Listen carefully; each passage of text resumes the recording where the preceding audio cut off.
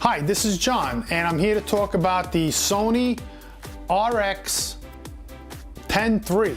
Beautiful camera, nice weight, and I'm gonna just talk about some of the things that I found that Sony should incorporate. Aftermarket companies can make for this camera, like I spoke about on my review on the Lumix FZ2500 that I'm recording this video on now. One of the main features that I spoke about with the Lumix was that it was missing a hand grip or a hand strap that you can buy aftermarket that has a little attachment to the bottom and then it attaches to the side strap here, and you can have a hand strap. But then you see on this I have a lanyard that clips on. You can get a rope lanyard, but I would double that up because this is a really heavy camera. This lanyard is made out of vinyl and it's pretty strong, as you can see.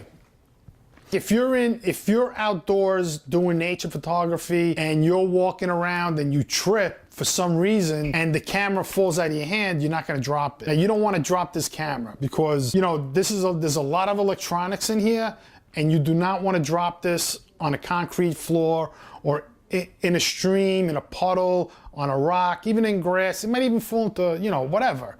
So just to protect your camera, your investment, this is a highly recommended idea, is just to have a lanyard. If you don't have a lanyard like this is a heavy duty one. As you can see, it has a metal strap on it, a metal connector. Start with some of the things that I found that would make this camera so much better. Well, the one thing that you can't do with this camera is, as you're shooting video, you can't focus. So the camera won't allow you to focus on a subject like the Lumix will. So with the Lumix, if you're shooting video, you can focus on your subject. And you can also take stills with the Lumix that you can't with this. You know, so as you're shooting, you can't just take a picture of your subject that you're filming. Battery life is pretty slim, and what even makes this camera a little more awkward to use than the Lumix, option of turning the back screen, right, the main screen off and just use the viewfinder. If you put this camera on auto in the menu only, you can go from the main LCD screen to the viewfinder. So what'll happen is when you put your eye up here, there's a sensor, just like in the Lumix, that allows the, let me see if it goes on, the LCD to go on and off. And it's pretty quick. You can't turn off the LCD screen on the back button like the Lumix has, which is a good feature. You can simply turn it on and off. And what that does is it just saves your battery. If you walk around like I did when I was field testing this camera, walking around, the back LCD just stays on. Even if you have it on 2 minutes or 2 second turn off, like if you shake it, it still turns back on. So you being in the field, you're just gonna kill the battery. So you would have to have a few batteries with this. The other thing you can do is you can go in the menu and turn off the LCD screen and just have the viewfinder. But if you want to change something in the menu, you have to look in your viewfinder to change something in the menu. You can't just, you know, hit the menu button and change something in the menu. You'd have to go back in the menu, scroll to that portion of it, and turn the screen back on and off. To me, it's a little bit of a hassle. And I think Sony should have put, with all these buttons on here, they should have put a button just to turn the monitor on and off and use it that way. I mean, they could have put a button right here. There's plenty of places to have put buttons on this camera. This camera's pretty big. The focusing is really good. And once again, like if you're shooting stills, this camera focuses really well. But in video mode, you can't focus manually. This button is pretty much turned off. Once you're shooting video, this button does nothing. You can zoom in and out with the zoom button, but you can't shoot an image. So you have to depend on the camera itself. It's sort of like the video camera, like the AX300, the AX53, that there's no focus button. You just have to depend on the camera to focus for you, or you have to focus in manual. Where the Lumix, you can do manual and you can hit the trigger while in video mode and focus, which is a good feature. I mean, you know, you need to focus. If you see something that you want to focus on, you have to kind of like move the camera get on focus, and then the camera continues to shoot while you're in focus, and you're gonna have to edit that clip out. And the Sony both have 1-inch sensors. And the main thing that this camera has over the Lumix is the zoom. You know, it's 428 versus 600. I kind of like the 600. It's just a little more reach, but you could just move up and you'll gain that, that little bit of extra reach. The other thing that a lot of people complain about is this, this screen here that only tilts out, tilts down. It still allows you to, you know, to hold the camera up and see what you're shooting if you're shooting downward and stuff like that. You just don't have that selfie mode. So in order for you to have a selfie mode, I just use my cell phone and you download the Sony app and you have to set this up on your camera and you can see what you're shooting like this. So you're gonna have to have a monitor if you wanna use this for selfies. Now, you're not gonna walk around the city or in wherever you are, this camera on a selfie stick, or even the Lumix for that matter. I mean, this thing weighs a ton.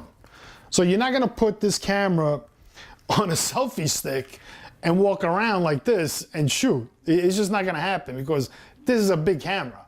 So in order for you to walk around, you know, do like, if you wanna vlog with a camera, this is not like a walk around vlogging camera. It's not made for that. This is like, it's just not, this is more like a studio camera. You're gonna hand hold this and you're gonna shoot this and you know, you're gonna hold it like this and you're gonna shoot. You're not gonna walk around, you know, the city like a lot of vloggers do, you know, and like this with a big mic on here. I mean, this is just too big.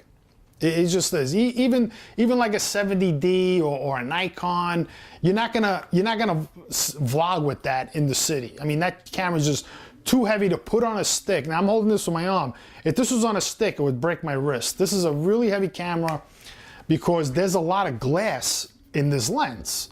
That's how you get the 600. And the focusing is very good. I mean, the focusing is really good. But you're gonna lose some shots because you can't tell the camera what you wanna focus on. The camera will focus on what you want, but you have to kind of jiggle it. You know, sometimes it's right on target. And once it gets on target to its subject, it stays on it. You're not gonna lose the, you're not gonna lose your subject. So you're gonna see some of my footage, how it focuses beyond things in front of it and focuses right on your subject, which is really good. And that's why these hybrid cameras, I think, in my opinion, is going to be the future. Because, you know, once whatever company gets a camera like this down packed 2.8 all the way through, there's no reason to change lenses, even if they made this barrel bigger. I mean, my 70-200 is huge and it weighs a ton. And there's no way I'm going to get a reach like this camera. The other thing this camera is really good at, it has excellent anti-shake, just like the Lumix. I mean, you can hold this camera steady and it's right on. There's no shake at all. Even if you have a little bit of shake, it works really good. Both cameras succeed in that. It doesn't have a battery grip. I mean, all these cameras, just like SLRs, should come with battery grips because you need battery power. This camera's a battery hog. Even the Lumix, especially if you're shooting with this LCD screen, you're gonna go through this battery like nothing. You know, if you just leave it on, maybe you'll get an hour out of it and you're done. You're gonna have to keep changing batteries and stuff like that. Because with a battery grip, if you have 2 batteries and you're running low, you can take one battery out and flip it around like that, and you're never gonna lose battery power. Because even while you're rolling, you could open the backup on a Canon, take one battery out, put a fresh battery in, and you're gonna be good. You're not gonna lose any footage. Another thing that this camera doesn't have that a lot of people don't like, it doesn't have the ND filter option. Okay, so what Sony gives you is the exposure compensation. But the bad thing about it is if you're in auto mode, you can't use exposure compensation. Once you're in auto, you kind of lose the whole camera. The camera takes over. Now, the only time you can use exposure compensation is in program. And in program, you have minimal functions you could change. So program and auto is almost the same, but you could change a few things like, you know, white balance and all this stuff. And Lumix in program gives you a lot more features that you can change. That's why I believe that the Lumix FZ2500 is a better hands-on camera than this. That camera has more features, more functions. It's a little bit lighter camera. I really like this flip down, having it solely in the back, that I don't have to flip, like on the Lumix, you have to flip it out. Now you have an extension out to here, and you could toggle it this way. With this camera, you don't have the flip out, but you have this toggle here, and that you would have a cell phone to have your front to look at, see what, you know, what's in the front. The other thing is Sony doesn't send you an external charger. You have to charge, you can charge your battery in camera, which is good. I mean, all the GoPros are charged in camera, or you can get external chargers. Same thing with the Lumix. Flash is pretty good. It's pretty weak. It's not that powerful. So, you know, it's there. You're not gonna really light up big groups with this, or even light up a big room. It's a really, you know, it's pretty weak. I mean, you could see like how small that flash is. Like, what's the point? You know, they should have made this real powerful. The lens hood, the lens shade is pretty nice. You know, it works, it functions. It's small, compact versus, you know, that giant lens shade on the Lumix FZ2500. The other thing that they put on here, which to me, to having a camera like this, a hybrid camera, is pointless to have the stops. The reason why I think these stops are completely useless is because there's no distance scale on it. So even if you were focusing, you know, you'd have to hold it and focus like this. What Sony should have done is put a distance scale on the aperture ring and have a distance scale on the lens itself. This way, you could focus by distance. That's how that's how you focus manual cameras. You know, naturally in manual cameras, they have, you know, the line that the prism that you break the line, or you have, but technically, you know, if you know your infinity, you just rack it out to infinity, 15 feet, you put it on infinity, f8, now you know. But like this, you still have to depend on, you know, the camera helping you focus, or you have to really, you know, be on target with the focus. And if your viewfinder is a little out of focus here, you know, because you got to focus this, you know, you might have soft shots. You might have soft images.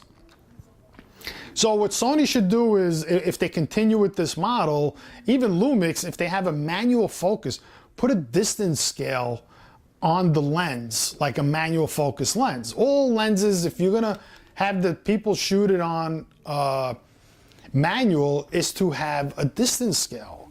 So we know that, you know, we're at 15 feet, we're gonna just hit 15 feet and you're in focus. That's how lenses work. That's how manual lenses work, and they could probably do it on autofocus lenses. You know, why they don't have it is because they know 95% of the people are not gonna use this in manual focus, they're gonna use this in autofocus. But people want ND filters, everybody's crying about it. The Lumix has it, and I've shot it with the ND filter and it works really good. Because what the ND filter does is it kind of like puts another piece of glass in front of your camera. I don't know how it works in the Lumix because it's built in, but if you wanted to use an ND filter, you would put another piece of glass in front of here, lowering the quality of the glass that you're paying for already with this Zeiss lens. I mean, people buying this because this Zeiss lens is a really good sharp lens, just like the lens on the Lumix. So every piece of glass you put in front of your lens lowers the quality of the image. You know, you're gonna have a $3,000 lens with a $150 piece of glass in front of it, or a $30 piece of glass in front of it. People were complaining about the video button on the Lumix being in a bad spot, being up here, being so small, being recessed, you know, so if you're shooting, it's technically a little difficult to find it, right? So, I mean, I also found, now this button here, the video button on the Sony, a little difficult to find too, you know, because it's not prominent. You know, like this wheel, like you could feel the wheel, it's prominent. Like these FN buttons, you know, these feel good, like the flash button, right? You hit it, it comes up. This one is still a little, you know, it has a piece of plastic around it, protecting it, and it's sort of like recessed. So you have to really press it hard in order to get it on and off, and then again, you lose shots. You know, because if you're waiting for something to video, if you're in the field, you need to shoot instantly, because the moments pass like that. You know, you see something, that's what I want to shoot. You've been waiting all day for it. You know, you're hand holding, you're walking around. Now you're looking for that button, you can't find it, you lost the shot. The release here doesn't do anything.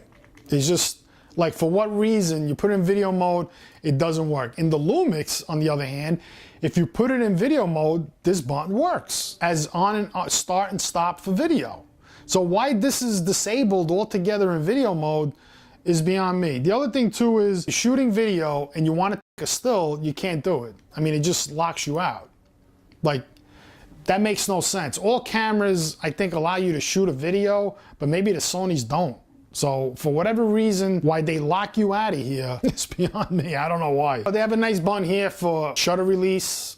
You know, that's pretty cool. I mean, but there's other things that they could have gave you besides this that you could have set up in here that you don't really need to go to a lot. What you need to go to a lot is your release, your video button, and to turn the LCD screen on and off. Camera itself, I mean, it's a well-built camera, but it's just, for the price point and for what this camera is able to do, is just lacking in features that Sony just left out. You know, for whatever reason, I just can't figure it out. Even, you know, like with these record buttons, video record buttons, I just can't understand why these companies want to put these buttons in weird spots. Like on some Sonys, like they're here. You know, like how you gonna, you know, you're gonna lose, you gotta loosen your grip to shoot a video. I mean, it's just, I mean, that's not practical. You know, at least on the Lumix, if you're in video mode, you can just shoot the video. You can start and stop the video here. On the Sony, you can't do that. There's a lot of drawbacks on this camera. The other thing a lot of people were complaining about was that the card, the SD card, was hard to get out. The way, I mean, I don't have an SD card in here, but the way I got mine out was, you press it down and then you can just slide it out this way with your thumb. You don't have to pinch it with your fingers like you can on the Lumix. You know, you can just pinch it and pull the card out. On this one, you just put your thumb on it like that, or even your finger, and it slides right out. So that's the way to do it. So, I mean, I could even get my fingers in there and pull it out. And if you got like gigantic fingers, then all you have to do is just slide it out like that, and it comes out no problem. So that's not really a design flaw. Even though there's a lot of real estate here, that all they had to do technically was make the door a little bigger, but it's right near the battery door. So I don't know how that would have worked out, but that's it. And if you guys get this camera and you want to take the SD card out easily, just put your finger on it and it slides right out, and it's no big deal. Where the Lumix, it comes out 1, 2, 3, and there's room there for like 2 cards, but there's only 1 card slot. So maybe in the future they're gonna have more than 1 card slot. The on and off button, it's pretty cool, works good. Camera's pretty fast, turning on and off. The other thing is the camera's very quiet. If you put this on silent mode, it's very quiet, just like the Lumix. You don't hear nothing, no shutter. It's just real quiet. You do hear the lens a little bit. You know, that's it. which is, it's not that bad. Like, if you know, we're indoors, I'm right to my mic. If you're outside, there's going to be no echo, and it's going to be very quiet. And if you're trying to shoot wildlife, they're really not going to hear it. And the camera does take beautiful video, beautiful stills, and I mean, so does the Lumix. I mean, I think they're both equally acceptable cameras, and the Lumix is $500 cheaper. This is a $1,500 camera that, in my opinion, it's not worth the extra $500-600 plus tax and all that you're gonna pay for this, for that 600 reach. You know, they just isn't. I mean, there's just no justification. Where the Lumix can give you everything that this camera has with it being much more ergonomically designed and easy to shoot. And both cameras need a battery grip, because you can see, like, my pinky's down here. So I'm holding this camera with 2 fingers and my thumb. So this is like a 3-finger grip. Nobody's gonna hold it like this, you know, with your fingers up here. You just, naturally your hand is just gonna shoot like that, because you're gonna hold it, your pinky, and you're gonna hold it like that, and you're gonna have one hand here. And this is how you're gonna support this camera. You're not gonna shoot it like this outside, because it's just not gonna happen. You won't be able to hold it. You're gonna have a lot of camera shake, especially once you're out to 600.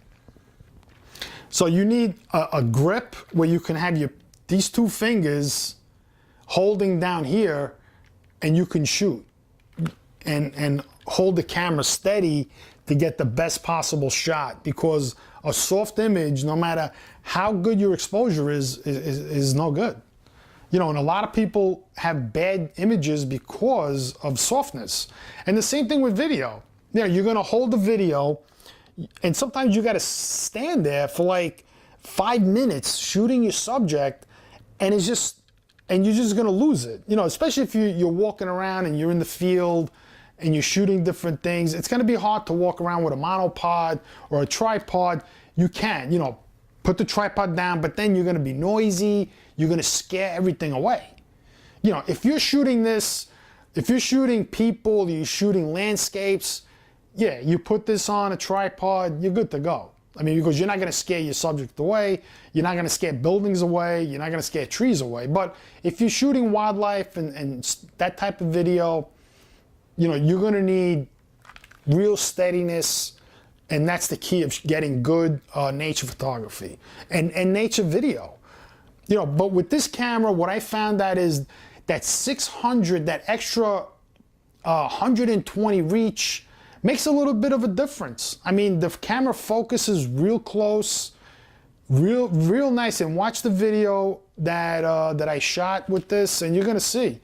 You know, the zoom test, it zooms in great, it's quick. It focuses bad, but they just lock you out of that autofocus when you're in video mode, which makes no sense. I mean, that's just, you know, to put the camera in manual and then having your focus ring, you know, it's really, nobody's gonna do that. You know, especially at a distance. Like if they had the focusing distance scale on here and you're at infinity, you could just put it on infinity. You know, but on this camera, the wheel just continues to turn. There's no stop on it. You know, maybe they would have been better to put a stop on it, but I guess they can't because of the zoom lens or however the camera's built inside, you know, versus, you know, interchangeable lenses, you know, you can only focus it to a certain amount and then it stops and there's your infinity. But otherwise, I mean, the camera, you know, if you're really into Sony and you got all Sony stuff, yeah, get it. You know, it's a nice camera. I like it. I like it mainly for the 600, for the reach that this camera has. And the quality of it is just fantastic. But I could live with the reach on the Lumix because 480, 600, it's more of a reach, but it's not really a deal breaker. Because I'm sure like eventually Lumix is gonna come out with a longer reach than 480. And we're gonna see, like maybe in 3-4 years, you know, both of these cameras are gonna be updated and we'll see what, what they're gonna put out. One thing that this has over the Lumix, I think that this shoots at 50 ISO, where the Lumix is locked out at 100. So this is either 50 or 60, or could be 80. There's a lot of videos out there that go through the menu function, do a box opening, and it comes with the tech, with the normal stuff, lens hood. This is the lens shade. Have it in my pocket. It fits on tighter than the Lumix one. It's a little heavy, which is good. It goes on, and technically it stays on. You could take the shade off, put it on. This is not touchscreen also. Like the Lumix, it's touchscreen, but that's no big deal, having touchscreen. Technically, the most you're gonna want for touchscreen is for focusing. Okay, where with this, you have to go in the menu and move this around. So there again, the Lumix tops the Sony on having this camera on a tripod, shooting a wide subject, and you could just select your focus points on the Lumix. You can't do it on this. You'd have to have this out like that, up, and move around the wheel like that, and you're gonna lose a shot, depending on what you're shooting. You're gonna have to move this, move it side to side, up and down, all around, right? And on the Lumix, you have your camera on the tripod, you're looking at your LCD screen, and you just hit the button, and it focuses, and that's it, you're done. So that's another reason why you should buy the Lumix, over the Sony, because the Sony is a little bit of a disappointment compared to the Lumix, because it just doesn't give you the features that the Lumix does. What people are gonna look at, what they should look at is, one, in the Sony and the Lumix, over a video camera, you're getting a 1-inch sensor versus a 1/5 sensor that's in the AX53 or the AX33 or even the Panasonic cameras that have these tiny little chips. And the other thing the Lumix has that the Sony doesn't have, it has a focusing button, it has a zoom here, which is fantastic. Meaning, if you're holding your camera like this, right, this is how you should hold your camera, just like this, because you're a tripod, right? You're gonna hold your camera here, you're gonna put your hand right underneath here, and you can zoom here. So you can use your thumb here versus using this, and you could use this finger for something else, for zooming, or use this for zooming and this for shooting, So you could zoom here on the Lumix and shoot here. Where on this camera, you're gonna have to zoom, release, lose your composition, and shoot. So you're gonna technically, in the long run, get sharper images with the Lumix, because ergonomically, the Lumix allows you to get steadier shots because the way the camera's set up. Thank you guys for watching the video. I hope it was helpful. I didn't want to get into all the technical stuff because there's 1,000 videos on that. I just wanted to show you what I think the camera is lacking versus the Lumix FZ2500. I like Sony. When I used to shoot video, I shot with Sonys. But I just think this camera really needs an update. Maybe they should come out with another one that has more features, that makes it easy for you to shoot. Please like, comment, share, subscribe, check out the links below, and peace out.